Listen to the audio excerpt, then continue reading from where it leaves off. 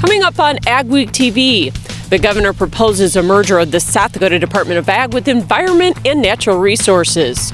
The battle between EPA and ethanol groups continues. We'll take a look at how Christmas tree farms are thriving through the pandemic. And we look at the role of farm business management programs in good and bad economic times.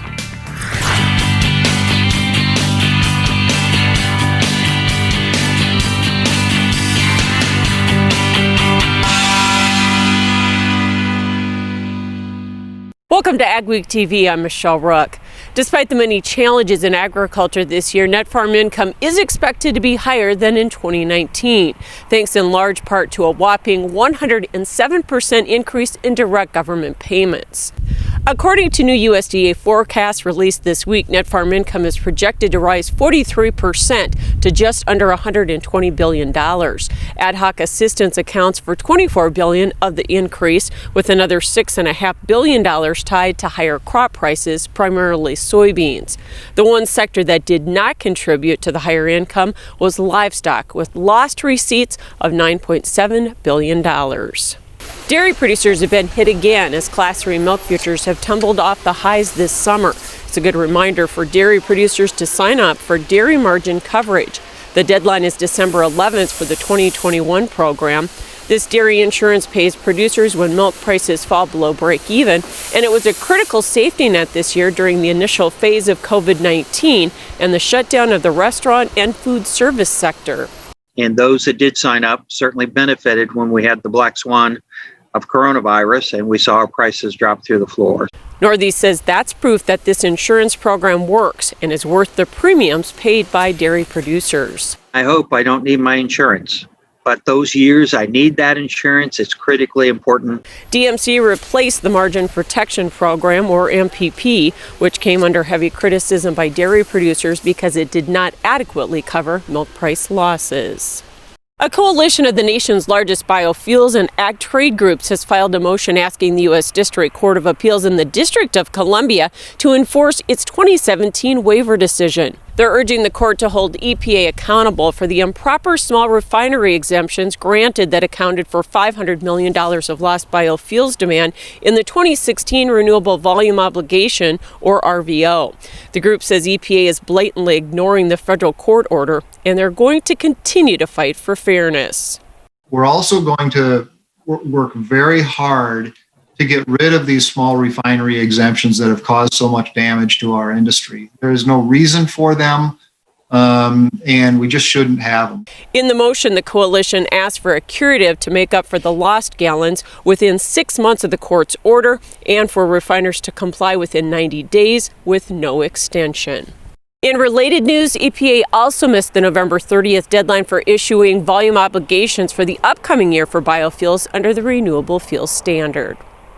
South Dakota Governor Kristi Noem has proposed merging the State Department of Agriculture with Environment and Natural Resources. So far, the proposal has support from farm groups, but it also needs legislative approval. State officials provided an update at the South Dakota Farm Bureau Convention. South Dakota Lieutenant Governor Larry Roden says there are synergies between the two divisions, but also duplication, so there will be cost savings. The fact of the matter is both departments have become largely regulatory in nature, and so it's a good fit from an efficiency standpoint and reducing redundancy and regulation to have them working together. DENR Secretary Hunter Roberts says both agencies work on everything from livestock permits to pesticide spill investigations. There was some overlap in inspectors, in team members, where both agencies were going to incidences, or both agencies were going to permittees, and this merger allows us to consolidate that. While livestock permitting is a local control issue, officials say the merger will enhance agricultural development. We took a lot of steps last year with legislation to streamline that process, and so I think a combined department will work hand in glove to present a lot smoother process in moving those projects forward. Plus, the marriage allows the state to do more to support conservation. I think in the long run, it's going to be the right thing to do for South Dakota. Our ag producers are the true environmentalists. Ed Roberts says the merger can be done administratively. So the governor will do an executive reorganization order when legislature starts. The legislature does not have to do anything to approve it. What they would have to do is vote against the merger. Without opposition, the departments will become one within 90 days. Sugarbeet farmers can look forward to stable sugar prices at least until 2023, and there are signs it may go beyond that. That's the upbeat message from American Sugar Alliance economist Jack Roney to a virtual joint meeting of American Crystal Sugar Company and the Red River Valley Sugarbeet Growers Association. He says despite last year's disastrous harvest and this year's pandemic, there's a lot for growers to be optimistic about. He says the 2018 Farm Bill and USMCA are good for sugar producers. The market has been stable and prices are looking pretty stable.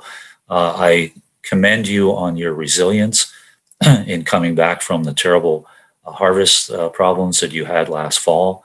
I commend you on your resilience in dealing with the pandemic, and I think we're getting through this as an industry and as a nation.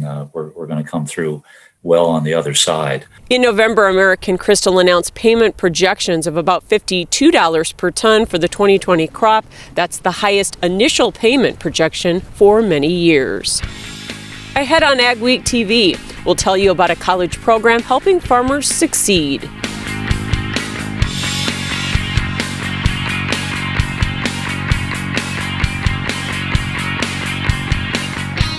At Superior Grain Equipment, we're committed to quality and service, offering you the best in grain storage and dryers for any size operation. Our experts will work with you to determine the most efficient and economical storage solution for your needs. We help protect your bottom line and your future with the industry's best bins and warranties. Make the superior choice for protection today and tomorrow with Superior Grain Equipment.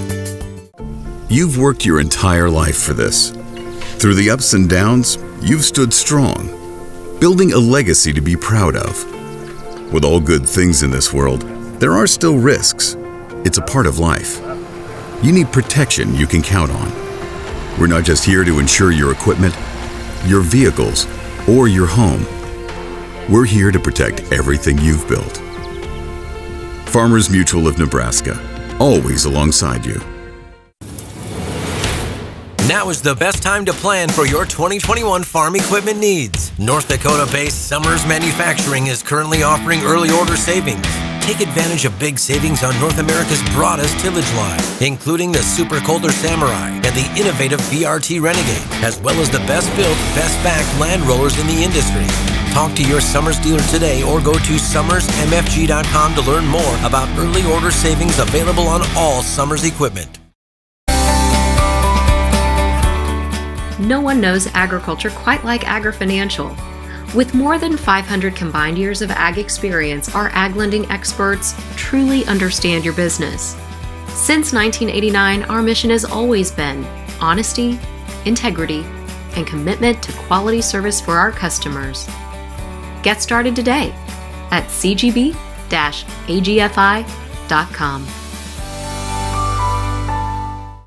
Welcome back. The current landscape of agriculture can be a rocky road, but as Emily Beal reports, the farm business management programs offered at colleges around the region can help producers avoid roadblocks and potholes.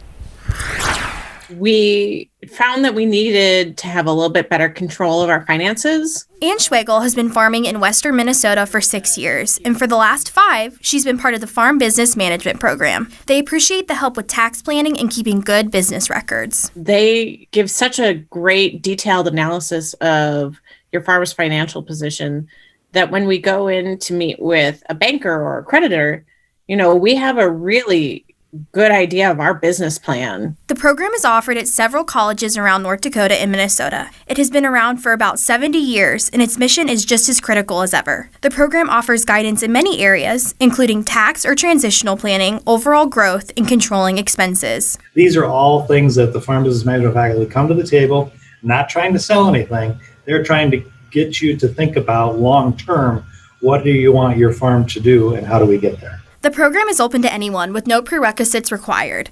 Tuition is about $1,900 a year for 10 college credits. Financial aid is available. I would say it represents almost every facet of farming, both large, small, but then also those that are really economically distressed to those that are very profitable on a consistent basis. A big benefit of the program is the one-on-one attention from instructors like Kelsey Hoffman, a teacher at the North Dakota State College of Science in Wapaton. So it's more than getting their income and their expenses, even more than just their balance sheet and cash flow, but it's really helping those guys understand their numbers, understand where their operation is at. We have dreams, we have things that we want to do, directions we want to take the farm, and kind of innovations we want to do. And meeting with our farm business management instructor is always a healthy dose of reality. In Fargo, North Dakota, this is Emily Beal for AgWeek. For more information on the program, go to agcentric.org. It may come as no surprise, but farming and agriculture rank at the top of the list of public favorability. A Gallup poll conducted earlier this year puts farming and ag as the #1 ranked industry. 69% of Americans surveyed viewed the industry positively, followed closely by the grocery and restaurant industries. Only 11% of people surveyed viewed farming and agriculture negatively. In fact, farming took a big leap, up 11% from the previous year. Betsy Huber, president of the National Grange, a fraternal ag organization, says the COVID-19 pandemic and the resulting supply chain disruptions seem to have played a part. People trust that the food they eat is safe and plentiful. And there was a little bit of a scare there in the beginning of this pandemic that maybe it wasn't as plentiful. The survey asked more than 1,000 people in every state about their perceptions of 25 industries. We've enjoyed a fairly nice fall, but as we head into the winter months, cattle producers should begin to prep their herds. A large part of ranchers' winterization plan should focus on the weaning plan for their calves. Livestock expert Gerald Stucca says weaning puts extra stress on calves, but there are ways to negate those stressors. He advises ranchers to feed the calves and cows together. This will teach the calves how to eat properly by learning from the older cattle. And he says make sure they have enough clean, dry space in the pen. Space is actually a big deal when weaning calves. If you put them in too tight of a pen where they're kind of all traveling in a pack and circling in the pen, that puts stress on calves. They kind of have to get used to one another in a confined space, so that's a little bit stressful for them as well. And then their diet. What diet are you feeding them once you weaned them away from the cows? Ranchers commonly see respiratory diseases in their calves during the winter. One way to combat that is to make a vaccine protocol for your herd and follow it closely. Ahead on AgweekTV, we'll take you to one type of ag business that's thriving in the pandemic. And later, how the lack of farm shows this year is hurting sales.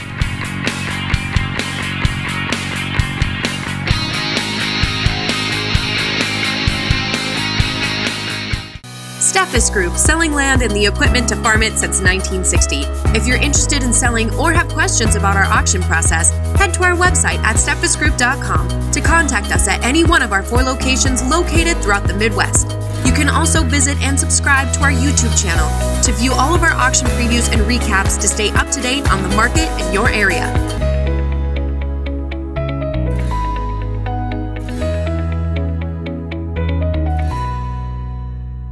This off-season's downtime is the perfect chance to get ready for spring with North Star Ag's lineup of quality farm equipment. We carry Meridian Seed Express bulk tenders for seed handling in the field, Batco conveyors for moving grain and seed at the farm, plus Meridian Grain Max hopper bins for quality storage at great prices. We've also got high output, easy to operate Valmar fertilizer spreaders ready to go. Visit northstar-ag.com or stop by our new location off I-94 in Tower City, North Dakota to see our full lineup. Challenges. We all face them at some time. But it seems that ag has seen its fair share over the past few years. Has your farming operation been able to stand the challenges? If not, maybe it's time to talk to the risk management specialist at Martinson Ag. We can help you make the sound decisions to help your operation weather the storm. Martinson Ag, your one-stop shop for crop insurance, livestock insurance, and marketing. We are here to take your operation to the next level. Go beyond the headlines with an AgWeek membership. Get in-depth agribusiness reporting, original farm and ranch stories, and fact-based research for the most comprehensive ag news in the upper Midwest. Experienced ag journalists bring you exclusive ag news, insights, and policy updates you won't find anywhere else. Become a member today and get unlimited access to AgWeek and AgweekTV. Temperatures have been trending above normal in the region, which means very little stress on livestock. How long will that continue? Here's John with our agri-weather outlook. Weather portion of AgweekTV right now. We're still waiting for really winter to get going. Looking forward to the next 2-week period. I'm not seeing much threat for precipitation at all. I am anticipating that the weather will turn colder, and with that will come the reason why this is not dry. It's not much. There will be some parts of the upper Midwest that may get at least one system. The colder weather coming down, though, not really expected to be particularly frigid. For this week, the jet stream continues to be split into 2 sections. That is often a sign of some weakness. And not only that, the northern branch of the jet stream has not been particularly strong. The only really cold weather, and by that I mean sub-freezing high temperatures, that's over around the Great Lakes and into the northeastern states right now. This part of the country has been relatively cold. And of course, the Rocky Mountains, the higher elevations, have been cold. Going through this week, as we get to the middle of the week, it's going to be quite mild. Some of the days will bring temps into the 40s and 50s, even into North Dakota. So that is something. We may even see a few 60s and a stray 70 coming up into the southern plains. That's after last week, significant snow fell over some parts of the western southern high plains, but it will be fairly warm down south. The cold weather will begin to start building, and toward the end of the week, we're going to start to see the really cold air beginning to take shape in the western part of northern Canada. It's going to start dipping down into Alberta and Saskatchewan. It's not expected to come down into the States, but by the end of the week now, we're talking about December 11th, December 12th, December 13th. It's going to be pretty cold in the northern plains, and it looks like that's a trend that will continue as we move on into the 13th through the 19th, the second week of the period. Colder weather, 20s and 30s, manifests itself across the northern plains. The really warm temperatures are going to disappear, mostly even from Florida, except for the south tip, and the frigid weather will start getting a little bit closer, but it's really not making a full drop into the northern plains. This week looks pretty dry. There will be some precipitation in western Canada. The southwest, the Rockies looking pretty dry. The southeast looking pretty dry. There will be a chance of some scattered light systems in the middle of the country, but they do not look impressive. But as we move ahead to the second week, once that jet stream has carved a deeper trough in the southwestern states, I would expect at least one system to move out, producing some rain and snow in parts of the central section of the Corn Belt, some of the Great Lakes, maybe as far west as Wisconsin and Illinois. I don't see that producing any significant snows into the Great Plains. And of course, where it's warm enough, it is going to be rain. I don't necessarily see this as a monster storm, but a storm that will help initiate the colder temperatures and sort of bring some part of the upper Midwest into more of a wintry looking weather pattern. When you think about it, productivity starts at planting. So it's time to rethink how productive your planter can be. We did with the new Case IH 2000 Series Early Riser Planter. We rethought your row unit so it's tougher, more accurate. We rethought your meter, took the most precise technology, factory installed it. We rethought every inch of the Case IH Early Riser Planter to make it the most productive planter around. And if you think about it, that's exactly what you want. Advanced Grain Handling is your regional dealer for grain handler dryers, bins, and accessories. With Grain Handler's continuous mix-flow drying systems, you're capable of high levels of grain dryer efficiency on all types of grain, including seed grain. Advanced Grain Handling also carries West Steel's quality galvanized steel products for on-farm and commercial grain storage solutions. Advanced Grain Handling has licensed and trained service techs and a licensed electrical shop. Get a hold of Chad Kylo to find the perfect solution for your farm. Schedule an uptime inspection for your equipment with the Case IH service professionals at your local Titan Machinery. Our Case IH certified service technicians have the training, experience, and genuine Case IH parts to ensure your equipment is ready for next season. Planting and harvesting windows are short. Have confidence in your equipment's performance with a Titan Machinery multi-point uptime inspection. Titan Machinery, your local Case IH service leader. We're going to talk today about a revolutionary auto steer product that you guys have developed. We back one of these things in, it'll drain a 40-acre patch just within hours. What can you tell us about what dairy farmers do to make sure that their animals are happy? Their care is our primary concern. Is there still time for producers to get storage bins up? Absolutely. We still can definitely get something up and ready for corn harvest.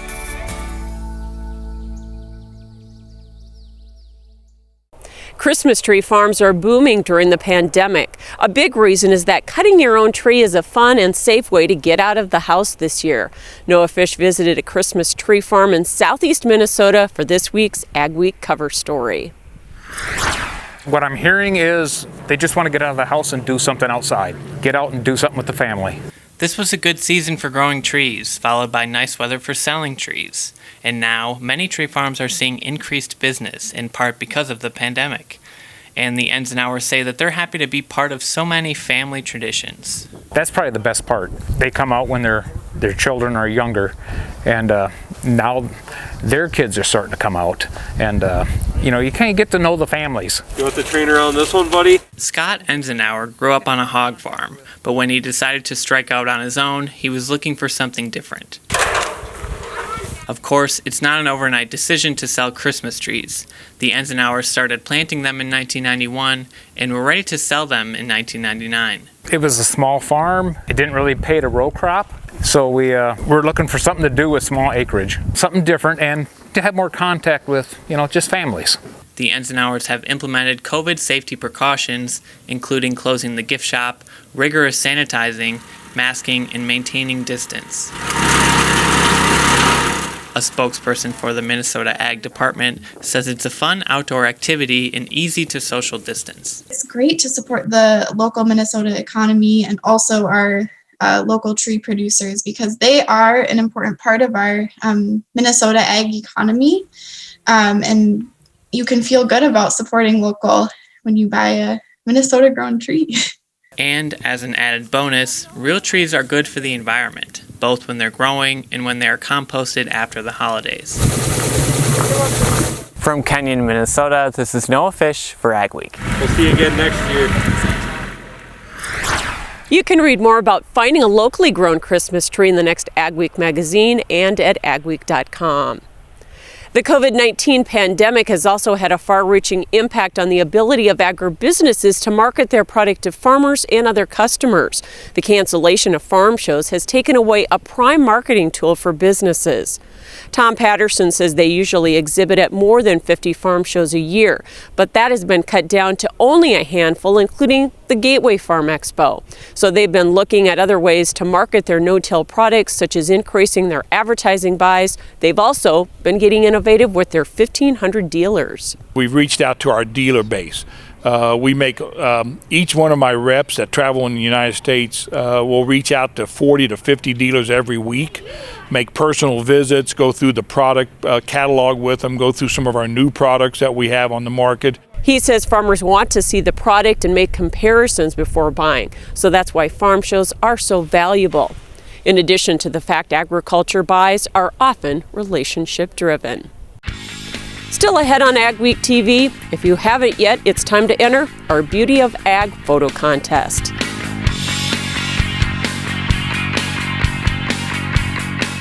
If you have a basement waterproofing or structural emergency, Safe Basements North is here to help. Our team of basement repair professionals will find the cause of the problem and work with you to develop a permanent solution. Safe Basements North is following CDC recommendations and is here to help keep your home and family safe. For a free consultation, go to safebasementsnorth.com and take advantage of our 12-month, no-interest, no-payments offer. I'm Jesse Treble, and peace of mind is a safe basement. This is Dennis Belisky reminding you we do auctions and we do them well. You've built your operation with hard work, and when it's time to sell, all or part, you deserve the best. Details from repairs and preparation to promotion and settlements are not routine. Chances are you'll only do this once, so we'll tailor an auction just for you and get it done right. On-site at your farm or added to one of our highly successful Alaris Center auctions, we have the skill, reputation, and integrity to meet your needs with best-in-class commitment and quality service. Find us at resourceauction.com or call 701-757-4015. Insurance. It's not something you think about every day, but it is something you need. to get to your next destination, to preserve what you've built, to secure what you'll leave behind, to safeguard the things you value most.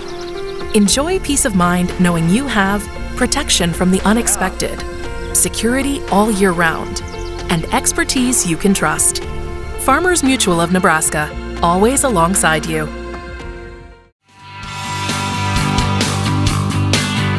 AgWeek brings you timely agriculture news from field to fork in digital, print, and television. Fresh every week, join Jenny Schlecht from the AgWeek editorial team and me, Al Windmill, from the sales and marketing team for a deeper dive into farm and ranch stories, along with guest interviews with personalities from the world of agriculture. If you're involved in farming, ranching, or agribusiness, the AgWeek podcast is the show for you. For AgWeek, this is Mikkel Pates at Watertown, South Dakota. We'll look at the positive impacts that dairy can have on the community. A Minnesota couple has put a grain bin to a new use. Spoiler alert, it's not grain. This elaborate system of tubing with the downhill slope is how Maplewood State Park gathers sap to make syrup. Thanks for joining us for this week's edition of AgWeek TV. Remember, for all your ag news, go to agweek.com or follow us on Facebook and Twitter as well. Time is running out to take part in our AgWeek holiday photo contest. The picture must be submitted by December 7th by the person who shot it, with 1 entry per person. The submission information is on your screen. All the photos will be featured online on December 28th. The winners will also be announced on AgWeek TV. There will be prizes for the top 3, so send your favorite picture of the beauty of nature on the farm now. Thanks for watching this week's edition of AgWeek TV. Remember, for all your ag news, go to agweek.com and follow us on Facebook and Twitter as well. Have yourself a great and safe week.